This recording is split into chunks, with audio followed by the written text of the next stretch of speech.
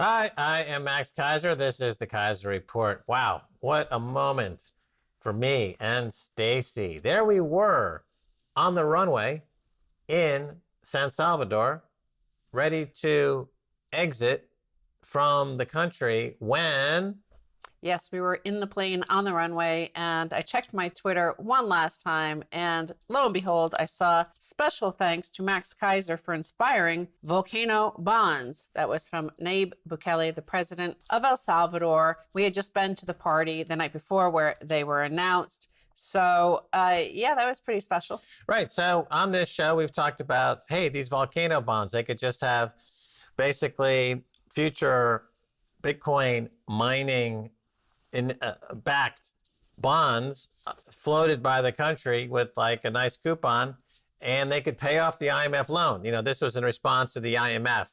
And now Hillary Clinton, wagging their ugly witch-like finger. Oh, you bad, bad man. And so then when we were at the event at the end of Bitcoin Week in El Salvador, Nayib Bukele, the president, had his presentation. And then onto the stage, Samson Mao from Blockstream. Turns out they were actually cooking something up all this time. And they presented volcano bonds. And they went with the Samson plan, essentially, which is it's half Bitcoin and then a half backed by infrastructure. Pays a 6.5% dividend. And after a 5-year lockup period, investors start to get those Bitcoin back to them. It's a 10-year bond. I think this is going to be the best performing bond anywhere in the world over the next 10 years by a long, long shot. And it really is going to be a chance for El Salvador to get rid entirely of all their debt. All their debt they're going to get rid of using these bonds. Right. And of course, Bukele has said over and over that his inspiration is Singapore. They want to be like Singapore because Singapore, of course, had been a very poor country, tropical, very hot, steamy, swampy, and they turned it into a financial powerhouse. And that is what you also saw. I saw a clip just the other day of Nayib Bukele meeting with a Singapore investor who's a big investor in El Salvador. And his first words were like, this is beyond meeting just a president. I am meeting, you are making the future. You're making the future. You're making history. I thought that was pretty amazing. But, we left this relentless optimism that you saw everywhere in El Salvador, returned to the United States. First, we stopped in Miami, where we interviewed Aleks Svetski for the second half on the beach. It was very windy, so we had to hide behind some sort of cabin on the beach. But the headlines here in this all fiat world, the decaying empire, the entropy setting in. As you mentioned, Hillary Clinton was on the news banging on about, Bitcoin and how evil it is and all that sort of stuff. But I want to remind you of a headline that we say all the time. We talk about all the time here on this show, and that is from Frederick Bastiat, who is, a well-known economist from French history. And he had said, when plunder becomes a way of life for a group of men in a society, over the course of time, they create for themselves a legal system that authorizes it and a moral code that glorifies it. So I want to use that to turn to this first headline of what was in the news right when we're boarding our plane, returning here home to the home studio. Experts caution the use of looting in describing rash of Bay Area smash and grabs. Don't use the word looting. Remember, this is plunder has become the way of life, and they create a moral code that justifies it. So you can't use the word looting for these huge organized mass smash and grabs. Right. Well, as we've been saying on this show now for 13 years, when you allow for the bankers at the top to loot, and that's what they've been doing, and their business model is to keep 90 cents of every dollar they steal. They pay a small fine. That will trickle down looting. And here we are 13 years later, and it's become, as you say, in San Francisco, really common for gangs to loot stores. But let's be honest, they are simply mimicking the bankers like Jamie Dimon and others who have made that, have glorified looting and glorified stealing and glorified money printing. So this is totally predictable. And going forward, I don't see how you reverse this. The only way to reverse it would then to be go after the bankers and impose some moral order. But as long as Jamie Dimon and Goldman Sachs and those folks are, and the Bank of England and the Federal Reserve Bank are allowed to commit fraud with impunity, then don't expect anyone in society to behave within the legal system. Well, this is kind of within the legal system of California, which is justifying this looting through their moral code and their legal code, in that if you steal under $1,000 worth of goods, they're not going to prosecute you. So, of course, it invites that to happen. But the other interesting thing is that, you know, in the United States, there's this hyper-partisanship that has emerged. You could see how this benefits the Californian corporations, this situation, because it's driving out CVS, it's driving out retailers like Best Buy from those states. Who is benefiting is the likes of Amazon, huge online Silicon Valley retail giants like eBay. So it's actually benefiting San Francisco-based tech giants. Best Buy shares plunge on margin pressures. Organized retail crime, a look at the organized retail crime in the US and how e-commerce turned it into a big business. Stolen goods get sold to law-abiding Americans by third-party vendors on big e-commerce sites that profit from it. Legislation to control it struggles. Shares of Best Buy plunged by 12.5% in one day last week because it was they announced that they had so much inventory theft from these organized gangs that it actually started to hit their bottom line. But what happens with all these stolen goods is, you know, we've always had stolen goods. Retail outlets have always had people come in and steal their goods, and then they'd have to try to find a place outside somewhere to sell them on the street.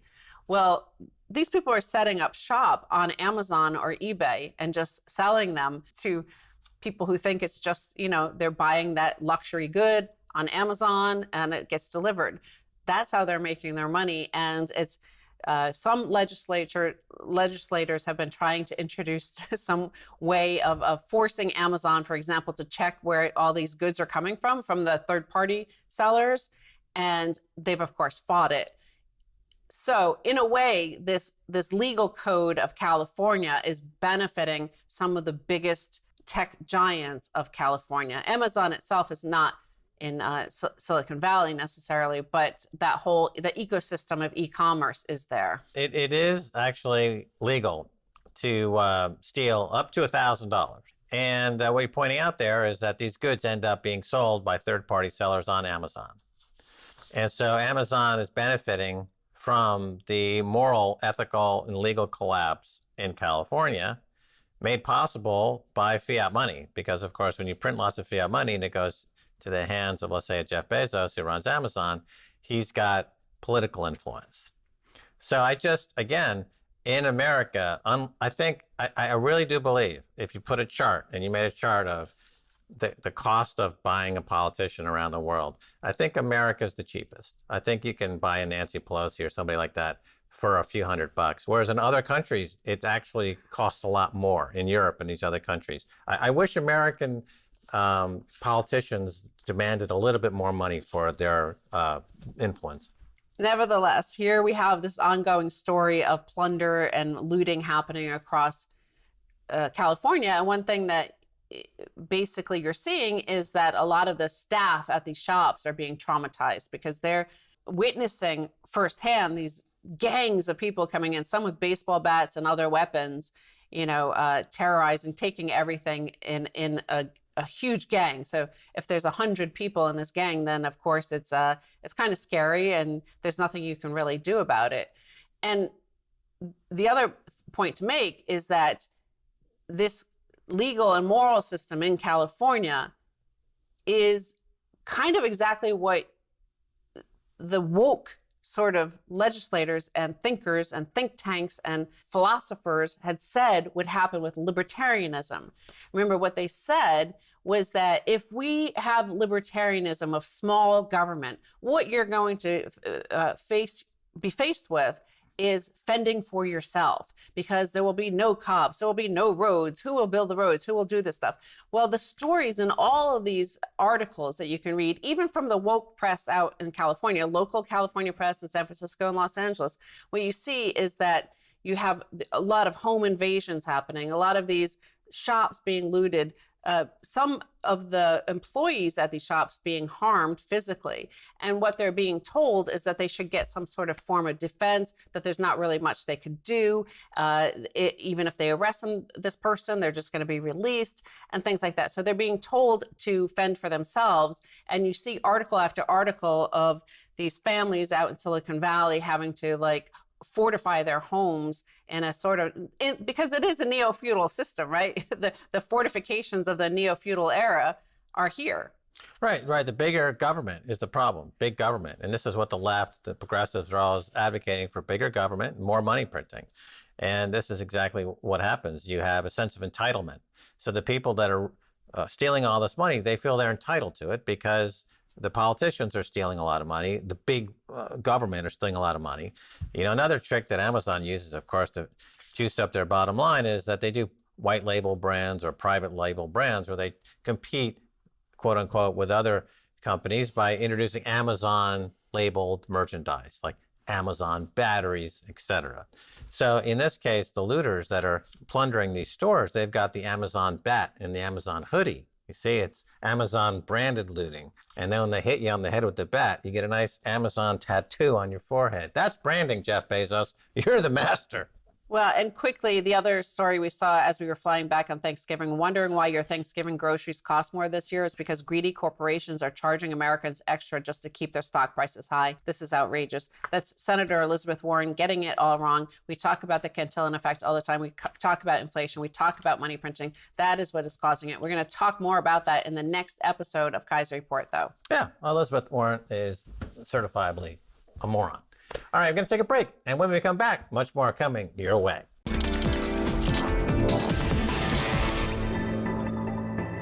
Hi, welcome back to the Keiser Report. I'm Max Keiser. We are in Miami Beach, Florida, and we're with the inimitable Aleks Svetski of the Amber.app. You've been on before. You're a friend of the show. Welcome back. Thank you, Max. I didn't know I was inevitable. That's the inimitable. Oh, the inimitable. Okay, yes, I thought you said yes. inevitable. I was thinking both. of Bitcoin, or what's the guy from the Marvel comics? Yeah, that would be Thanos. Supermax. Yeah. He comes into your TV screen and educates people about Bitcoin all over the world. #1 orange pillar in the world for 25 years straight. All right, so Aleks, let's get down to business here. I mentioned you were at the Amber.app, something people can look up. It's a great on-ramp for Bitcoin. Now, we were both in El Salvador recently. Yes, we were. You had a first-hand look at it of hyper-Bitcoinization. Your thoughts? I mean, it's not hyper-Bitcoinization there at the moment. It's hypo-chivoization at the moment, I think. Well, we're engaging in a bit of hyperbole just to set the tone. Indeed. Work with me on this, Aleks. Okay. We're getting there. It's obviously rushed. I don't think many people know what the hell's going on yet, but hey, it's a process. I mean, I orange pilled the taxi driver, not the taxi driver, the what's the other company? Uber. Yeah. So look, I mean, it's a step in the right direction. As soon as the Bitcoin City thing was announced, I was waiting for all of the Bitcoin Twitter stuff to go crazy, and obviously some people are like, it's a trap. Explain that a bit more. Bitcoin City, there was a big announcement. What was the announcement? So the announcement is the idea that I guess it's going to be kind of like a free economic zone in Salvador, where they're going to attempt to build a city, and the funding for the city is going to come from the issuance of a Bitcoin bond, which will happen on the Liquid network. Right. And from what I can tell, it's $1 billion, and half of it's going to go towards buying Bitcoin, half of it's going to go towards building the city. Right. It's like a free enterprise zone. There's no capital gains tax, income tax, payroll tax, property tax, and it's going to be funded by 10% value-added tax. Yeah. And that's going to fund the coupon or the interest rate on the bond, these new volcano bonds, as they're called. Half the money goes into Bitcoin, buying Bitcoin. It's going to take Bitcoin off the market, going to have a 5-year lockup. The other half is going into infrastructure and presumably some Bitcoin mining as well. But you have some reservations, perhaps? I mean, look, I'm personally just waiting, because it's always funny. I was saying this to one of my team members yesterday about like how libertarians always like, we need a citadel, we need a private city, we need this, we need that. And then someone actually makes a step in that direction, and then they're like, it's a trap, we're all gonna die, it's a honeypot. You know, they're trying to lure us in. So it's like, what other, there's no other way to actually move forward with this. So in my mind, I actually think it's really good. I think it's, apparently the location of it is quite contentious, because Salvador has some issues with Honduras and, is it Guatemala or something? Or Nicaragua, sorry, at that border, which will be kind of interesting. But I think this is actually a good way to get skin in the game from people outside of the country to demarcate Right, that. he's orange pilling as these neighboring something. countries. Well, either orange pilling them or at least demarcating where their sovereign territory is as well, which is an interesting geopolitical play, because they've got to do that. They've actually, from what I heard, they've actually lost 10% of their land from encroachment from those countries. So I don't know. I personally think, if I was in that role, I don't care, you know, people call him a dictator, this and that, whatever, but I actually think it's very much a step in the right direction, and if I was running a country, I'd be doing the same thing. So. Well, the people called George Washington a dictator, and he did what he had to do to declare freedom from the empire. Correct. You know, here the IMF is the empire. It's mostly funded by the United States. They go around the world with their debt. They're exploding debt bombs, as John Perkins has chronicled in his book, Confessions of an Economic Hitman. Somebody had to stand up to the IMF and the US and say, basta, no more.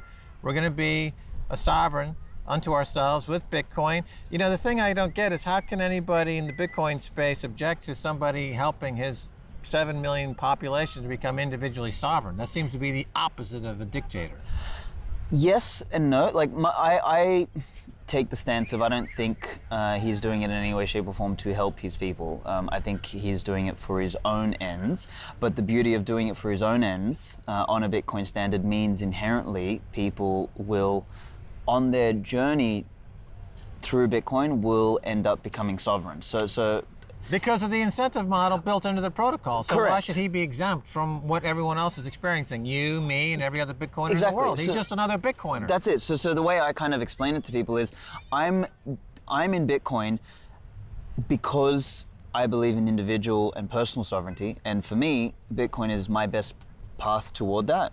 And so it is for any company, for any individual, and for anybody who wants to run, whether it's a kingdom, a mini dictatorship, whatever you want to run. But it structures you so that even if you are a dictator, you have to be a commercially intelligent dictator who doesn't go about killing his customers, who actually would like wealthy customers so that they can come and purchase from him. So the way I almost, like, I actually think the Citadel model and the libertarian utopia is actually mini totalitarian mini states that are all competing with each other to offer the best products and services. Right, so and somebody they're had to economically start. accountable. Exactly. Okay, this now is, if Bukele is a dictator, then every single Bitcoiner in the world is a is a dictator. dictator. Absolutely. And so none are dictators. Let's move on to a topic that you've been writing about extensively, the remnant, which is very poetic sounding. It's got a long biblical history. Yes. And tell us more. Ooh, what can I say more other than I'm almost finished writing part 2. So part 2 is going to be called The Remnant, the Parasite, and the Masses.